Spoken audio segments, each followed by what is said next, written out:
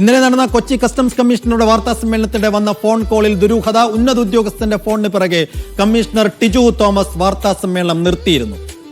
അടിസ്ഥാനരഹിതമായ വിവരങ്ങൾ മാധ്യമങ്ങൾക്ക് നൽകിയതിന് പിന്നാലെയാണ് കസ്റ്റംസ് കമ്മീഷണർക്ക് ഫോൺ കോൾ വന്നത്. ഓപ്പറേഷന്റെ ഭാഗമായി കൂടുതൽ വാഹനങ്ങൾ പിടിച്ചെടുക്കാനാണ് കസ്റ്റംസിന്റെ നീക്കം. 140-ലധികം വാഹനങ്ങളാണ് കേരളത്തിൽ നിന്ന് ഇനിയും കണ്ടെത്താനുള്ളത് എന്നുള്ള വിവരങ്ങൾ കൂടി വരികയാണ്. അതായത് ഓപ്പറേഷൻ നുംകൂർ തുടരാനുള്ള സാധ്യത കൂടിയാണ്. യെസ്, വാർത്തയുടെ വിശദാംശങ്ങൾ നൽകാൻ നിതിൻ സേവ്യർ കൊച്ചിയിൽ നിന്ന്.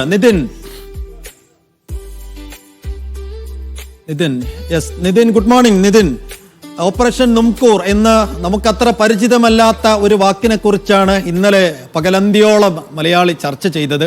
പക്ഷെ ഇപ്പോൾ ഏറെക്കുറെ അതിനെക്കുറിച്ച് ഒരു വ്യക്തതയുണ്ട്. എങ്കിൽ കൂടിയും കുറെ ദുരൂഹതകൾ ഇപ്പോഴും ബാക്കിയാണ്. ഇന്നലെ ആ വാർത്താ സമ്മേളനം നടക്കുമ്പോൾ വന്ന കോൾ, ഒപ്പം തന്നെ ഇനിയും എത്ര കാറുകൾ ഈ രീതിയിൽ വെട്ടിപ്പും തട്ടിപ്പും നടത്തി നാട്ടിലേക്ക് എത്തിച്ചിട്ടുണ്ട്, അങ്ങനെയെങ്കിൽ ഇനിയും ഈ പരിശോധന ഇന്നീ പകലിലും തുടരുമോ? ഇത്തരം ചോദ്യങ്ങൾക്ക് ഇപ്പോൾ നമുക്ക് പങ്കുവെക്കാൻ കഴിയുന്ന ഉത്തരങ്ങൾ എങ്ങനെയാണ് നിതിൻ? Good morning Saifuddin, Jilsy. ഇന്നലെ രാവിലെ മുതൽ തന്നെ നമ്മൾ മാധ്യമങ്ങളിലൂടെ കണ്ട വാർത്തയാണ് ഓപ്പറേഷൻ നുംകൂർ.